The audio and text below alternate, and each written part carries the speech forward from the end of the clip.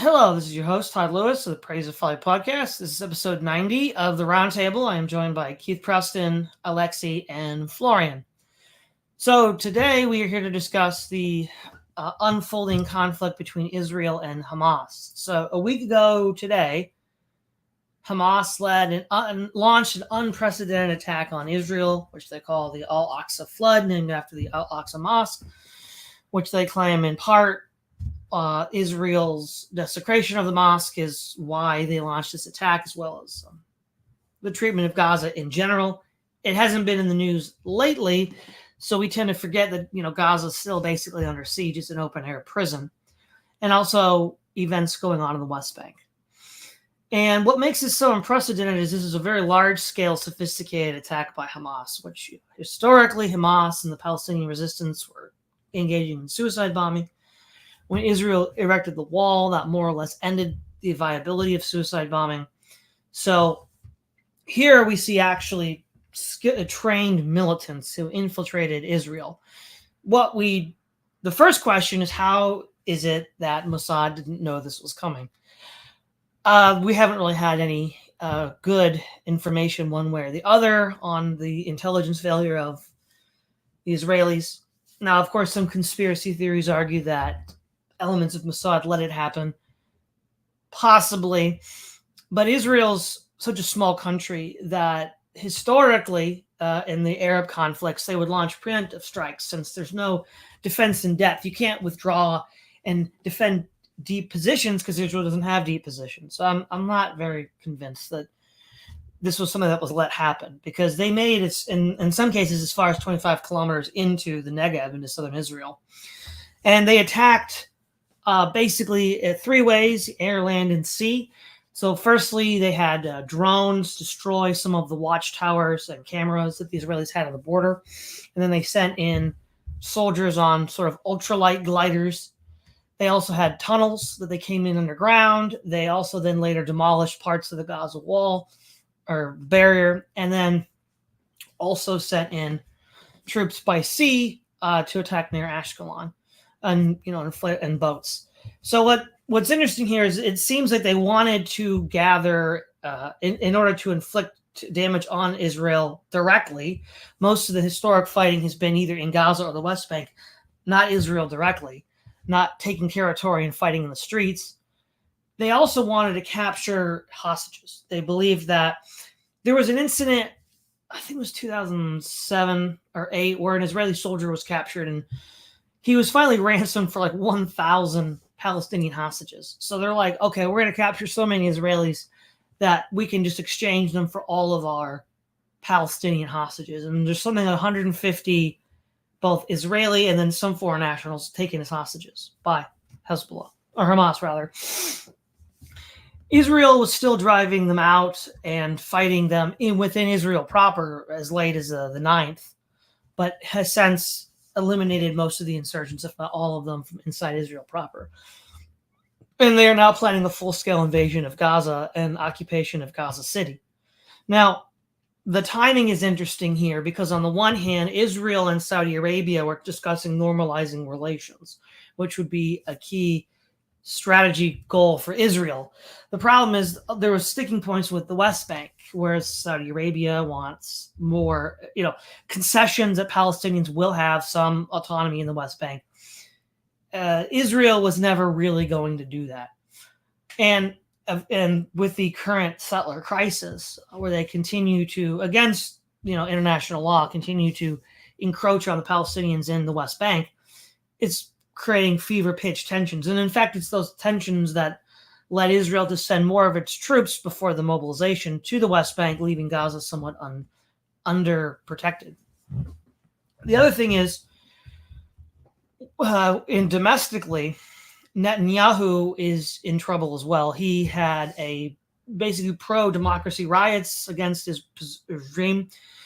He was trying to pass for some legislation where he would basically be impossible to unseat a sitting president. And so there was vast pro-democracy protest and resistance to him. So Israel's in a very precarious situation. And in all likelihood, Hamas knew that and wanted to strike at that time to maximize on Israeli weakness. Now, we know that Iran is a traditional supporter and supplier of Hamas. There's no direct evidence yet that Hamas was taking orders from Tehran, but given the level of weapons they used, for example, on day one, they used something like 5,000 rockets, which is crazy. To put that in perspective, the last Gaza crisis was in 2021, and it lasted about 40 days, and they fired about 2,500 rockets. So this is a totally different scale. Where do they get all those rockets from? Who trained the fighters to be these insurgents? Probably Iran. The other then question is, will there be a broader escalation of the conflict? For example, a couple of days ago, Israel targeted airports in Damascus and Aleppo, destroying key stuff there, in part to, we'll quote, destroy Iranian supplies and also force an Iranian ambassador to reroute from his visit. Now, will Hezbollah get involved? Will other nations get involved? This is an open question. Hezbollah has given strong indication that at some point it will get involved, and Israel is going to have to hold some of its forces back in the north, and they're already bogged down in the West Bank. So I think whatever the plan is, whoever's orchestrating this, I think the long-term goal is to get Israel bogged down in Gaza, West Bank, and Lebanon, and then have it fight this war of attrition. Probably Iran would stand to benefit the most from that. So it's possibly an Iranian plan. And that's sort of where it stands now. So we'll start with you, Keith. What are some of your thoughts on this recent escalation of the Israel-Hamas crisis? Well, it's interesting that the conflict, the current conflict, started on the 50th anniversary of the Yom Kippur War. Which was this is probably the biggest conflict they've had in that region. I mean, in Israel, Palestine, since 1973 during the Yom Kippur War. And it's obvious that this had been planned for quite some time, given the scale of this particular operation and the surprise element and how well it was executed, literally in some instances. The question is, how did Israeli intelligence not become aware of this? Because the Mossad is supposed to be the creme de la creme of intelligence services around the world. I mean, Israeli intelligence is known to be the very best there is. So how did they drop the ball so easily on this and not see any signs this was coming? Now, it's interesting that Egyptian intelligence actually had some kind of, I don't know that they understood exactly what was happening, but they knew something was likely to happen or on the verge of happening.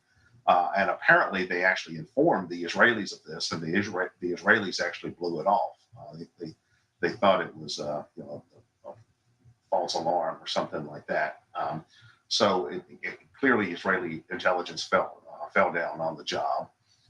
Another issue is that the Gaza area had actually been Israeli troops, IDF troops had actually been pulled back from that region because those were busy protecting the settlements that are expanding into the West Bank. So it was really a perfect time for Hamas to pull off an attack like this.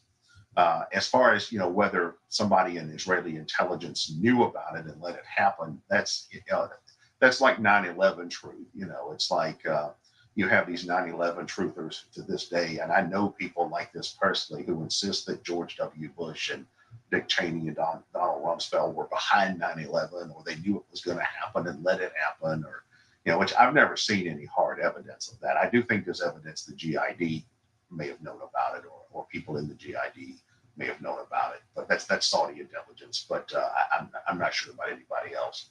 But there's this conspiracy theory, of course, as Todd pointed out, that the Mossad knew about it and let it happen, or alternately that the Netanyahu government knew about it and wanted to use it as a pretext for attacking Gaza.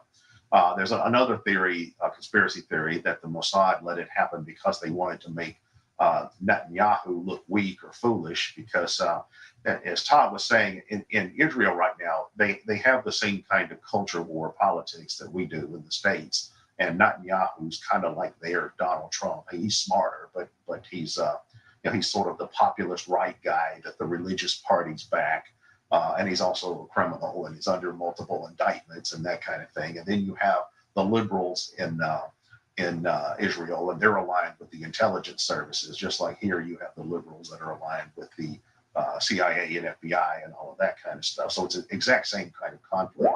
So there's some evidence, there's evidence, there's claims that the Mossad wing of Israeli politics was trying to make the Netanyahu wing look stupid or foolish or something like that. Now, it's true Netanyahu is not a popular figure in Israel. He's greatly disliked.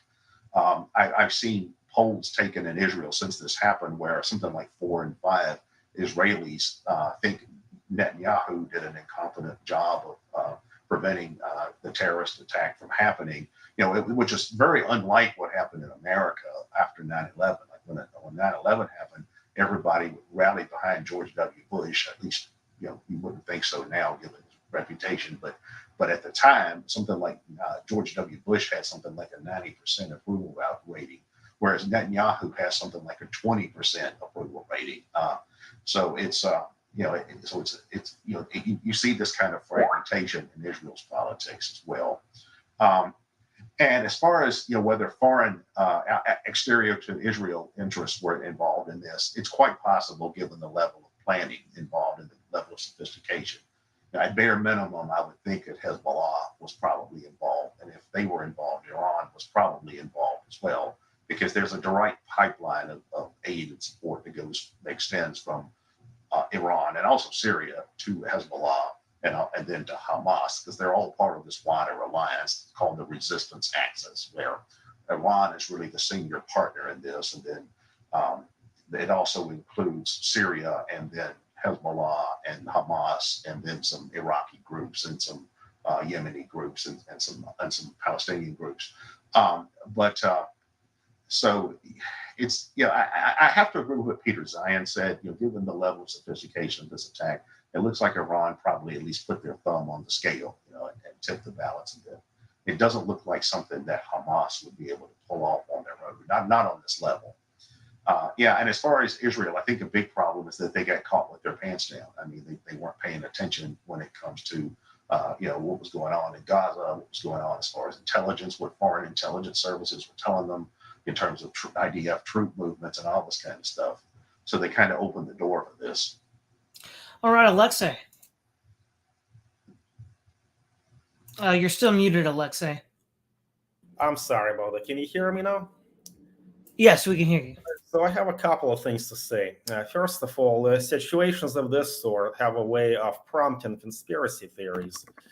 And I would immediately refer you here to the Black Swan thesis by Nassim Nicholas Taleb. There are certain events that are highly improbable, even implausible, unforeseeable, yet they happen anyway. And it's silly to ask, could somebody have planned a Black Swan attack? Could somebody have anticipated that if we had a specific type of a model for identifying black swans? That's an oxymoron. That's a logical contradiction, because by definition, a black swan refers to a highly unlikely, highly improbable event. Now, 9/11 was one of these events. You see, there is a lot of talk about, why did the U.S. government fail to see this? Are they malevolent? Are they stupid? Well, no, it's a black swan attack. Sometimes there are blind spots in our theoretical orientation. Now, what could be a black swan instance? Well, we have certain paradigms, certain schools of thought, certain ways of organizing information, maybe by way of ideology, religion, political philosophy, data analysis, and the intelligence community, you name it. There's got to be a paradigm. And our thinking is always limited by a concept that's known as bounded rationality, meaning that if we pick a specific school of thought, specific method for analyzing information, we're always going to be blinded to something else. Like, say, for example, if you are a libertarian or urban planner, you're going to have a city that's organized along the lines of efficiency, the dynamism of the free market. You're going to be prioritizing the pursuit of profit and the free exchange of commerce and ideas or things like sidewalks, things like work-life balance, blah, blah, blah. And if you take a different point of view, you're going to overlook something else. And so the point is, though, that the most logical explanation here is that intelligence failures happen. They happen to the best of us. There's no evidence that 9/11 was an inside job, although a lot of people want to say otherwise. So let's take a step back and look at it from the perspective of Occam's razor. Occam's razor is the thesis that when we have two different theories that explain the same thing, apparently, we got to go with the simplest one possible, because if we have a complex theory, that will require us to go back and justify a lot of unnecessary presuppositions. So if we look at this idea of why did this attack happen, why was it overlooked, or the Israelis in it, yeah, well, they somehow there was an inside job. Let's just say that this is probably nonsense. That before we accept this, we got to look at obvious things. There are certain assumptions that the Mossad had, as all intelligence communities get. Certain ways of vetting information, certain ways of acquiring data, and in this case, they simply overlooked something. It was outside of the purview of the scope of their usual investigation. Now, as Keith said, Egypt probably knew about it. Egypt tried to notify them. Well, does the Israeli intelligence community have such an intimate relationship with the Egyptian intelligence community that they can easily trust them? Did Iran have something to do with this? Well, I don't know, possibly, as after all, Iran is no friend of Israel, to be sure, and if Iran had a way of making this happen, facilitating and creating tensions, maybe they did, maybe they did not. But the most important point is that we need to be empirical. We need to avoid making assumptions that require unnecessary presuppositions. Let's start with the facts. Let's take the bare bones approach. So above all, what I advocate for is a methodological approach, that we need to avoid speculation as much as possible. We need to avoid what could be, and we need to focus on what is known for sure. And what I also would recommend is that we look at other colossal intelligence failures before 9/11, not only in the U.S. and Israel, but in other countries. Let's say about the 6-Day War, where when Israel attacked several of its neighbor countries in the Arab world, did the Arab community not see this coming? Could this be an intelligence failure? Now, Saudi Arabia has fallen victim to many terrorist attacks. In fact, Saudi Arabia is a very dangerous place to be right now, in part because they're just so vulnerable to various acts of terror. And Saudis certainly have the technology, they have the intelligence, they have the expertise, they have it all to prevent terror attacks, yet they still happen anyway. So I'm gonna recommend two things for this discussion. What are the facts? How can we verify them? And secondly, let's get a historical perspective of intelligence failures when it comes to acts of terror. Okay, Florian.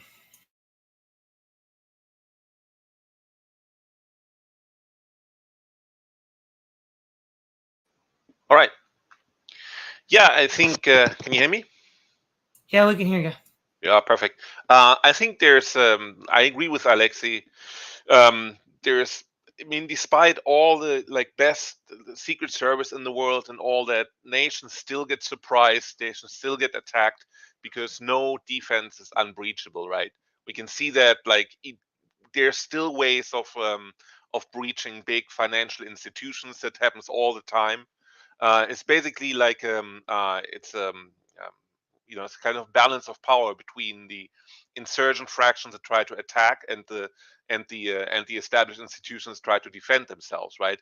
I would even think it's not impossible that Hamas used artificial intelligence to kind of spy out what are weaknesses in the Israeli defense. I mean, I haven't seen anything mention of AI, but the way AI is used nowadays in data analysis and in many other areas, we all know about ChatGPT. It's conceivable entirely that Hamas was using some sophisticated artificial intelligence to plan their attack. I mean, in fact, there were several. I think there were several failures, clear failures, on the Israeli side. I mean, wasn't it that Hamas actually built a mock Israeli settlement for training purposes, and Israel didn't realize that that could be used adversely against them, and so there was a lot of deception, subterfuge in the build-up to this conflict before Hamas actually attacked, right? I mean, then Israel's part, they believe that like economic incentives and work permits to Gazans, that would create stability and reduce the chance of conflict. That was probably misjudgment, and so that the entire conflict is very multi-sided, very complex. How this could start, but that's the advantage of smaller insurgent states, especially in the Middle East. They are much more independent. They can operate independently without any institutions they have to go through, and that would hamper them. And oh, can we really do this and that? No, those are just some independent fighters.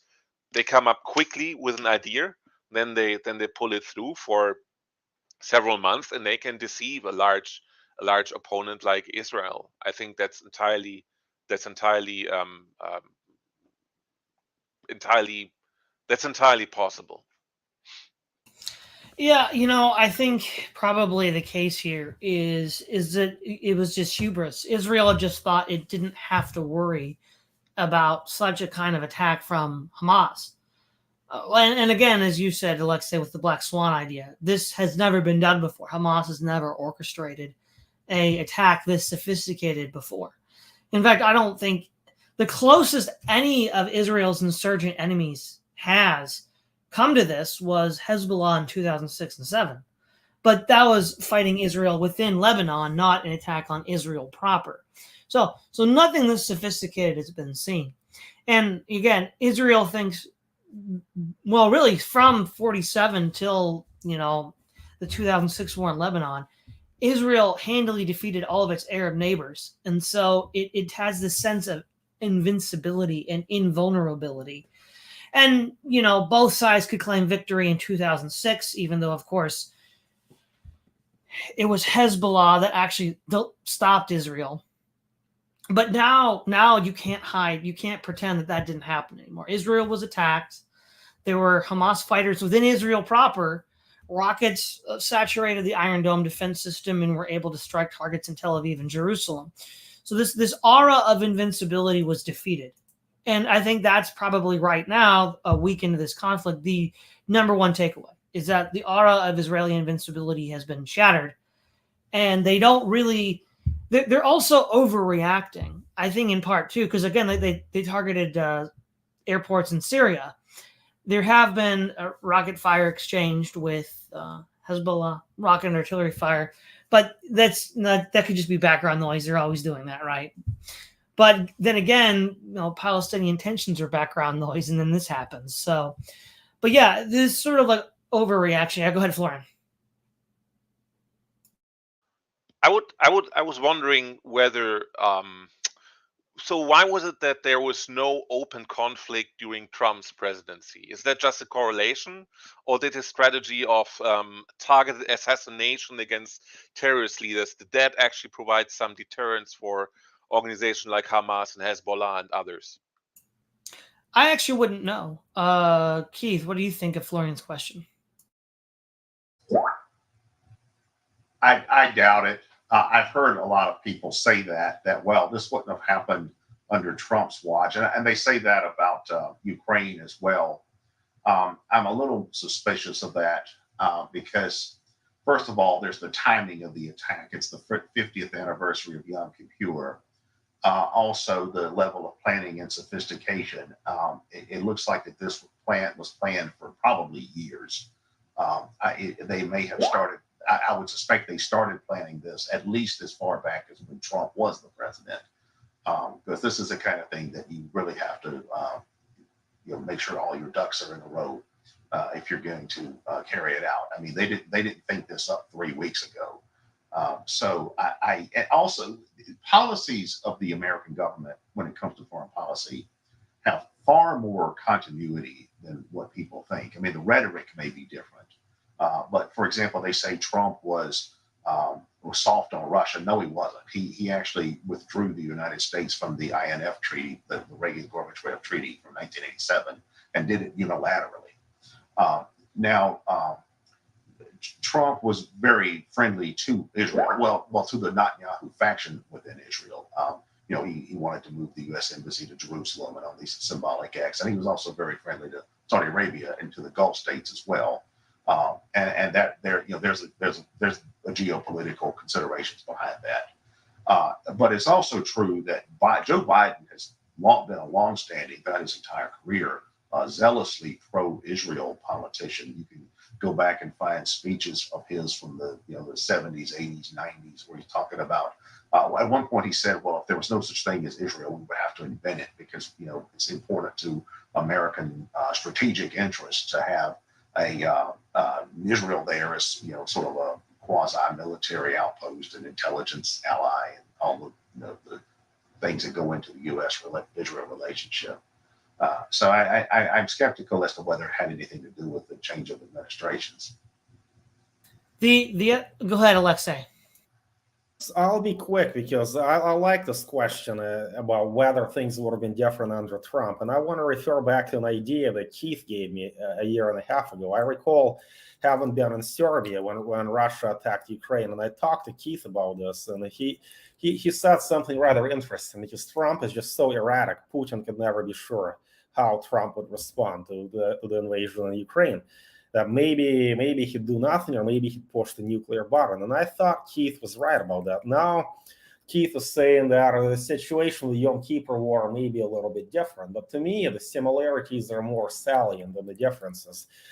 First of all, I would agree with Keith that this kind of an operation requires planning. 9/11 required planning too. The invasion of Ukraine required planning too. So you see, when Trump was in office, Putin probably still had a plan to invade Ukraine. I don't think he came up with this in the last 6 months prior to the invasion. I'm sure he knew he had this plan in motion, even in 2014 when he took Crimea. Yet he opted not to attack at that time because Trump is just too erratic. Trump is too volatile. Trump is the quintessential populist opportunist, and there's really no telling of what we can expect from him. So I want to explore the possibility that perhaps if Trump were in power now, that the Hamas would have probably waited for a more opportune moment to strike. Yes, the 50-year anniversary is certainly a milestone. It's something. It's certainly a date to remember, but there are other considerations to take priority. So if the most powerful man in the free world is truly unpredictable, would it not be wiser to just wait for him to be voted out of office? In fact, he might get impeached. He will finish his term, so Trump would be done anyway by 2024 had he won in 2020. Actually, so I'm inclined to consider the possibility that when there is a populist president whose actions cannot be easily predicted, large-scale operations of this sort may need to be postponed until further notice. And I'm curious, Keith, what do you think? What do you think about that? Well, I'm not sure. It would be interesting to go back and do a study of the conduct of some of these militant groups like Hezbollah, Hamas, etc., depending on whether you had a Democratic or Republican administration. As a general rule, I've noticed they tend to be the same irrespective. For instance, when it comes to the Al-Qaeda terrorism and all of that, way back in the 90s, they were attacking American embassies. They attacked the USS Cole and that kind of stuff. And these were all things that happened back when Bill Clinton was the president. And even when the United States launched the war on terrorism after 9/11, I don't see any evidence that it was a deterrent to Islamic terrorists. In fact, if anything, I think it seemed to embolden them. It was during that time that you started to see insurgencies in a variety of places. In fact, one of the impacts of the wars that went on during that time period was it created openings for that, particularly in Iraq and Syria. But it seems, if anything, the war on terrorism under George W. Bush actually emboldened terrorists. To explain that in any number of ways. But it's an interesting question. Trump is certainly very pro-Israel. I don't know that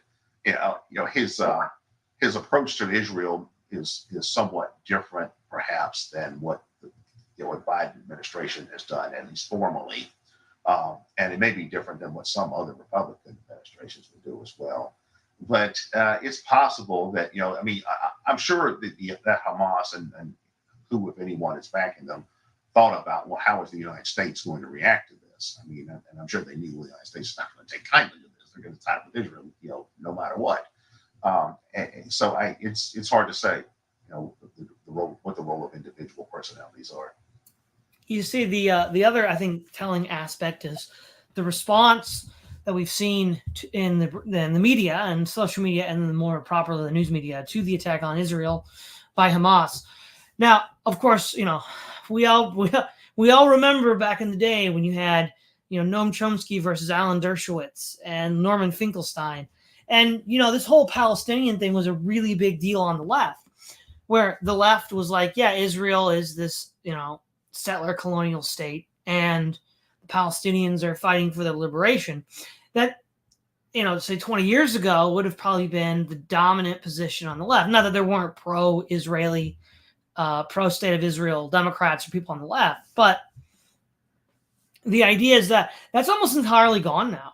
Like, this whole Project Mockingbird, where the military puts their individuals into these media corporations, seem to have worked. There's no dissent to the war effort. There's no dissent, and same with Ukraine. Again, unlike in Iraq, when you had lots of dissent to the U.S. going to war in Iraq, a lot of sympathy for the Arab people. It's almost entirely gone now. It's amazing the night and day reporting difference over the 20 years. And then also, social media, a lot of the usual suspects are increasingly unhinged. I mean, Jordan Peterson and Ben Shapiro have really become unhinged on this question.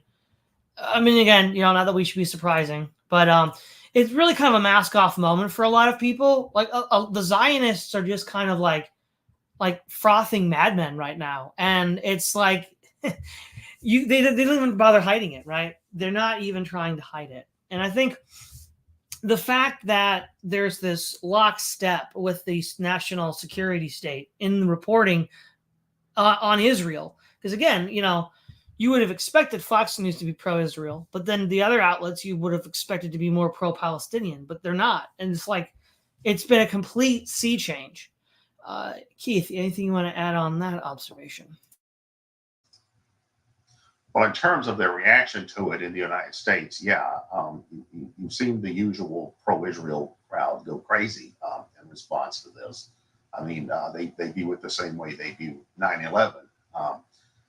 It is interesting, though. One thing I have seen that I haven't seen much of it in the past, at least not until the last few years, is there is more pro-Palestinian sentiment in American society.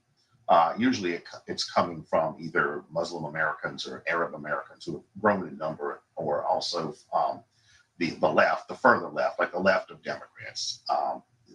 You see, a lot of that is based on college campuses or among the activist subculture. So you have seen more of that as well. And even in the media, on MSNBC, there are several Islamic, persons of Islamic ancestry, at least, that are commentators there, like Mehdi Hassan, who've taken a somewhat pro-Palestinian position. In fact, from what I can tell, MSNBC is trying to rein them in. And then you've got people in Congress like Rashida Tlaib, who is Palestinian, and also Ilhan Omar, who is from Minnesota. She's a Muslim, and she represents a large a district with a lot of Muslims in it. They've taken somewhat pro-Palestinian views as well. Of course, they've been attacked by other people in Congress and in the media for it. So I do see a more of a pro-Palestinian presence in the general society, and to some degree in institutions than used to be the case.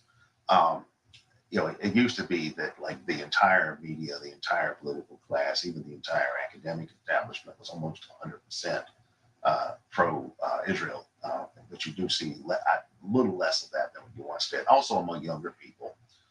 Even among younger Jewish people, like a lot of younger Jewish people that I know that could care less about Israel. They just view it as just another foreign country. It is interesting to see that aspect of the reaction to this. All right, Aleksey, your thoughts. The most interesting thing that Keith said here is that we're seeing some more support for Palestine in the U.S. And the one thing I disagree with him is that he said that it seems to be coming predominantly from the Arabic or the Muslim community. What I'm seeing is just the opposite. I'm seeing there are people on my Facebook page who have the flag of Palestine, and they have Hispanic last names.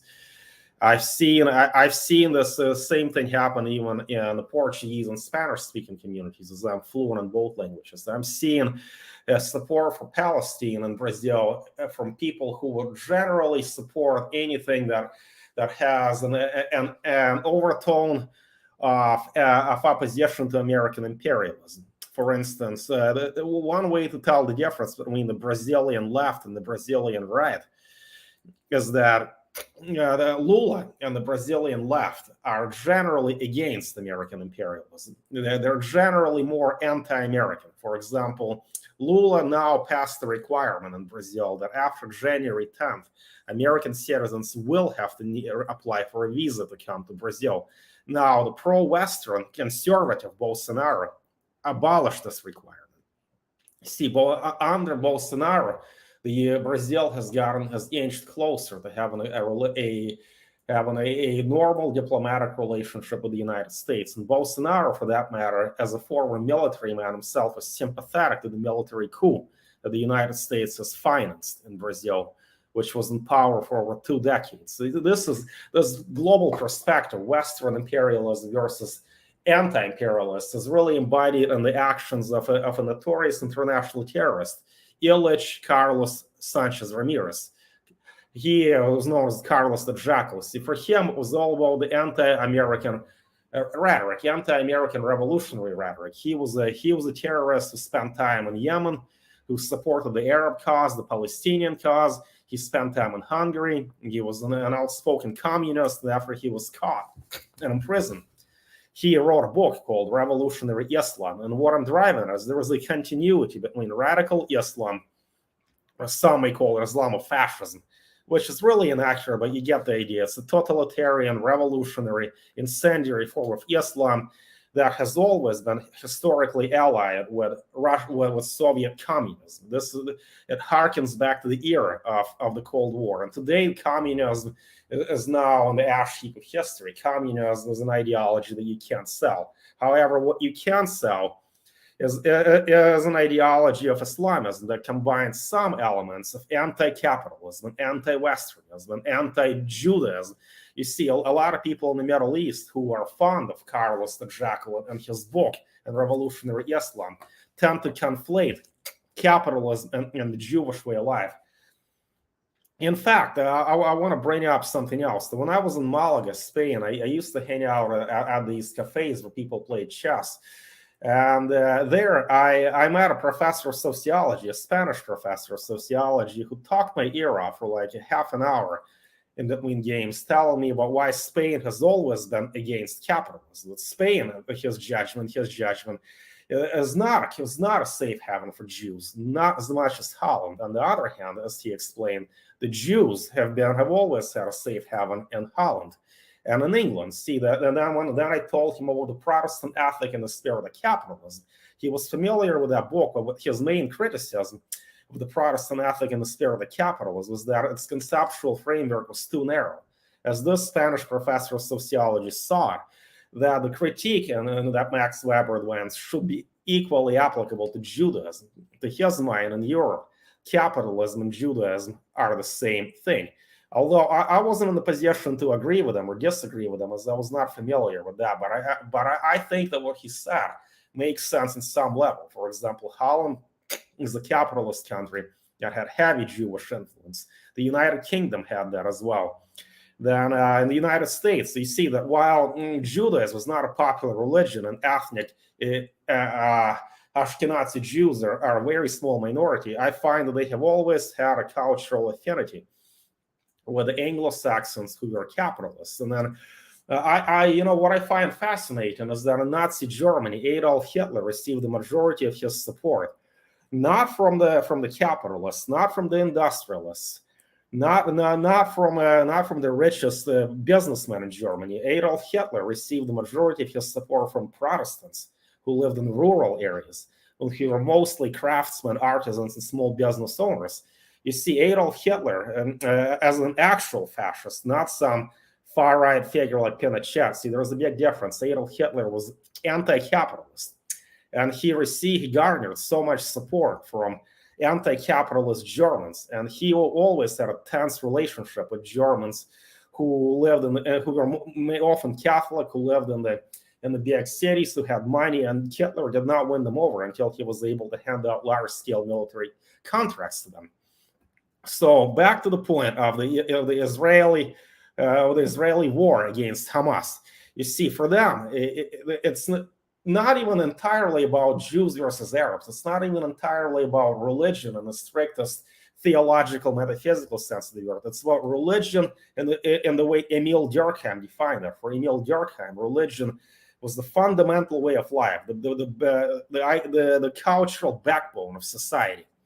And as far as religion in that broad definition is concerned, religion in the Middle East is not even so much about Shia versus Sunni, Alawite versus Sunni, whatever, Syrian Muslim versus Iranian Muslim. No, the point is the way of life that can be traced back several decades, if not centuries. In fact, for centuries, the Jewish way of life was associated with capitalism, and now it's associated with integration with the Western powers. You see that if you find this ideology even in Latin America, like say Carlos the Jackal, for him, being against capitalism also meant being anti-Jewish, being against Western powers of all sorts. See, and this is where the support for Hamas will come from. People who could be either extreme right or the extreme left, but they're anti-establishment, they're anti-centrist above all else. And let me add one more layer of historical context. The other day, I saw a fascinating discussion where an eminent Brazilian journalist went on an American talk show, and he spoke perfect English to explain why Lula in Brazil was freed from prison, and why Bolsonaro was not supported by the mainstream establishment in Brazil. But you see, Lula was too powerful at one point.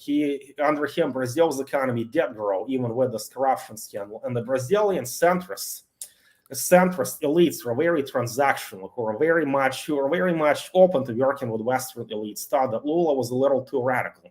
And even at first, he lost an election because he was a bit too radical. So Lula knew that to win elections, he had to appease the centrist elites of Brazil, who really do not care one way or the other if you're for Google or you're for Carlos the Jackal. They are for one thing only, and that's their own money and power. So eventually, Lula found a way to appease them. He became a bit of an odd bad fellow with them, but eventually they got tired of him, and they set him up to go to jail. But then they realized that Bolsonaro, as the true kind of a populist, who was even more independent of the centrist elites in Brazil, he was even more difficult to control. So what did the centrist elites of Brazil do? Well, they found a way to free Lula from prison and get him to run against Bolsonaro.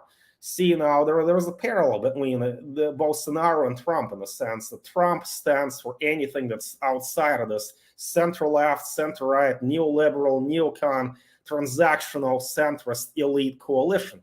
And anything that's outside of this elite coalition is going to be naturally and instinctively sympathetic for the Palestinian cause. Okay, Florian.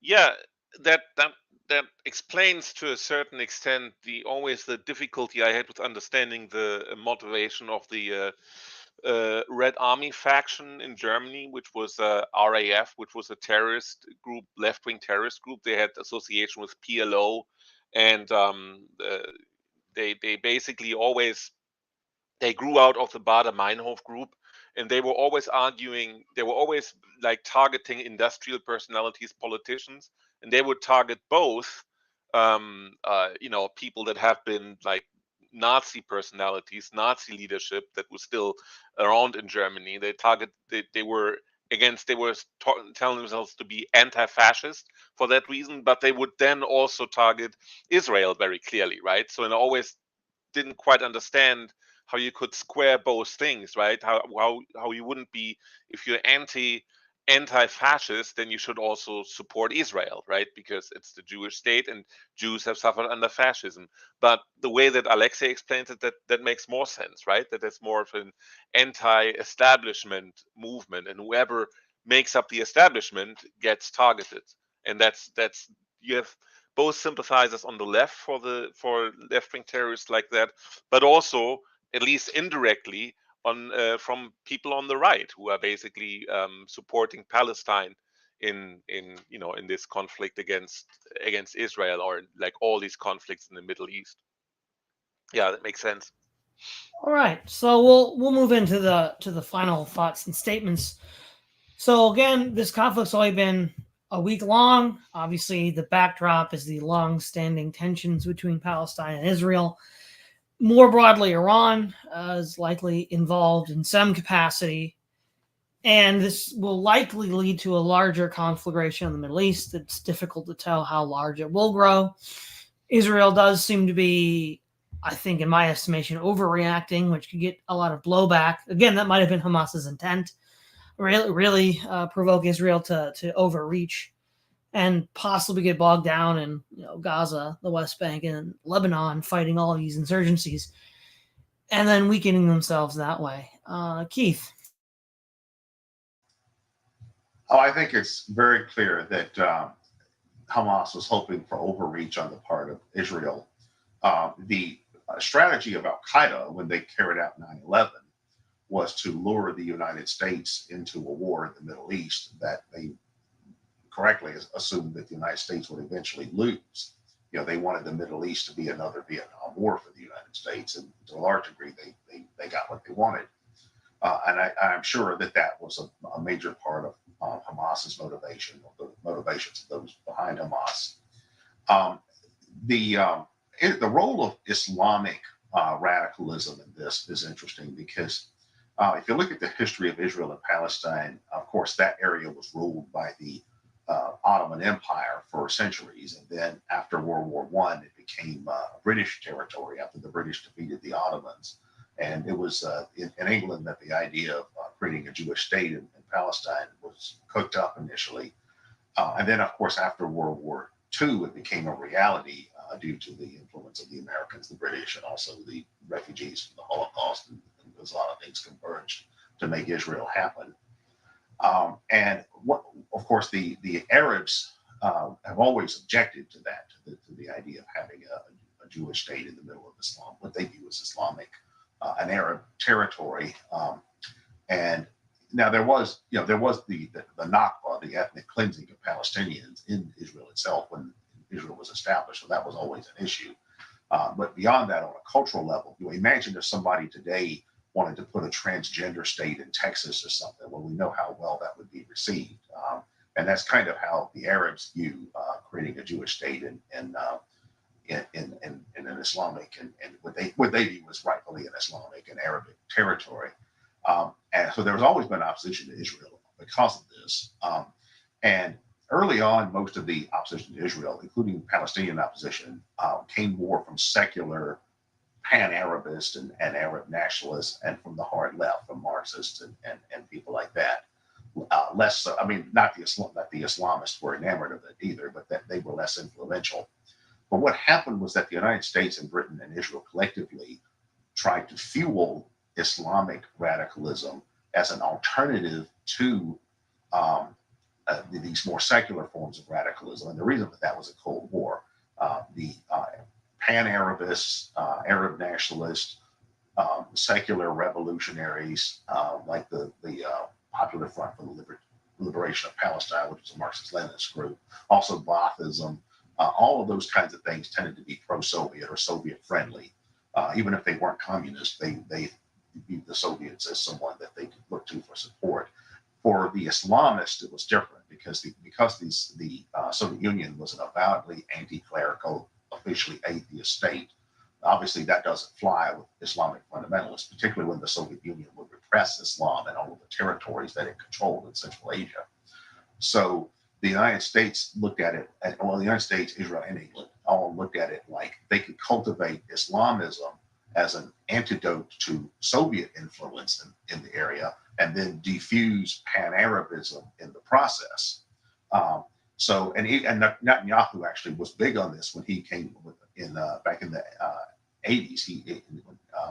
There are quotes from Netanyahu that go back for decades when he talks about the importance of promoting Hamas as an alternative to the Palestinian Liberation Organization. Now, for his view, it's more like divide and conquer. We've got to keep the Palestinians fighting each other so they won't fight us.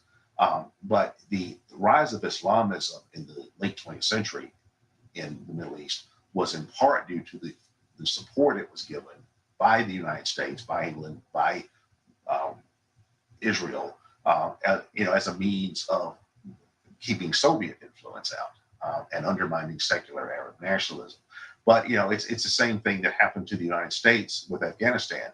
The United States funded and bankrolled the Mujahideen, and out of that we got the Taliban, we got Al Qaeda, we got all the things that came out of that. And Israel is experiencing the exact same thing right now. All right, Aleksey. Well, so there is just a couple of things to respond. The most important point that Keith makes here is one regarding propaganda by the deed, and that goes all the way to Mikhail Bakunin and Pyotr Kropotkin in Russia. That terrorists or insurgents, generally speaking, want to provoke the government of an empire or any great power to overreact. That was often the case with Russian acts of terror when Duke Sergei was assassinated by Ivan Kalaev. That was, as Keith noted, the issue and the plan of action with 9/11. Al Qaeda intended for the U.S. to be dragged into a war in the Middle East, which they probably would not win it all worked out fine. And I would say that this plan of provoking an overreaction from the U.S. had the added benefit of the U.S. attacking wrong countries. Really, Iraq and Afghanistan had very little to do with 9/11. If anything, Saudi Arabia was far more culpable, and perhaps Iran had something to do with it, perhaps. But by rule of Occam's razor, I'm not going to speculate. One thing we do know based on the facts today is that the U.S. had a colossal failure of intelligence. They overlooked a black swan of sorts. But propaganda by the deed worked out very well. As first of all, the insurgents accomplished an objective of essentially tarnishing the reputation of Americans even more in the Middle East, as if it needed more tarnishing. Yeah, the final nail in the coffin for American imperialism in the Middle East was that the U.S. overthrew the government of Saddam Hussein, and then they had to concede that Saddam Hussein had no weapons of mass destruction after all. Afghanistan was already a country ravaged by internecine struggles, and well, that was also a colossal disaster. You see, acts of terror of this sort achieve a specific goal, a geopolitical objective of undermining the reputation of a foreign power and persuading more potential allies to stand with them. So what do the Hamas want to achieve with this propaganda by the deed of sorts? First of all, they want to undermine the reputation of Israel and the international community even more. I don't think much of the Arab world needs much convincing. If anything, they already barely tolerate Israel. However, what Hamas would like to see, if anything, is that Great Britain, NATO, and the US take note of how brutal the Israelis can be. That maybe Israel will truly go overboard to the point where that might rupture their relationship with the rest of the Western powers. That's one thing they're hoping for. The second thing is that the terrorists are hoping for is that they could embody a sympathetic audience. They would hope that they would ignite, that this would ignite the settled resentments of a sympathetic audience and embolden them to attack Israel all the more. So imagine that there are certain secular Muslims who are not all that radical in the Middle East, who may feel a little bit disinclined to side with the Hamas. Imagine if Israel overshoots its hands so much to the point where even the most tolerant, even the most moderate, even the most secular of Muslims get to the point where they feel that they have no choice but to side with Hamas. That would be the ideal outcome for the insurgents. So they want to embolden a sympathetic audience. They want to embolden the sympathetic audience to strike strike Israel. They want to unify the Arab world against the common enemy, and they want as many of the key decision makers in the West to be well aware of how brutal Israel can be. And in fact, the Hamas may have something going for them at this point. It appears that Israel has come awfully close to committing crimes against humanity and Palestine. It seems as if that's the way they target their response to this act of terror may be construed as an act of terror in its own right. As, for instance, Noam Chomsky said America is the leading terrorist state, and George Bush perhaps deserves to be prosecuted at The Hague for crimes against humanity. That may well be true, but you see, if the Israeli government is going to be perceived as being equally nefarious to the invasion of Iraq and Afghanistan, that would be a major strategic victory for the Hamas. Okay, Florian. Yeah, I think we also have not mentioned yet another key player in the entire Israel, Hamas, and maybe Hezbollah conflict. It's Qatar, QATAR, right? They are sheltering Hamas terrorists. And the problem is that the US has, I think it's the biggest military base in the Middle East is in Doha, Qatar. So the US wants to have influence, and this nation, I actually don't know, Qatar, let's call it Qatar. And this nation is courting US influence because it makes them economically better off. But then there's also probably influences that will slow down any efficient action towards a peace deal within the US, because if you have like the Muslim Brotherhood and Hamas in Doha and in Qatar having influence, it's sometimes there's a network that is difficult to disentangle. So that's something we may also want to look at.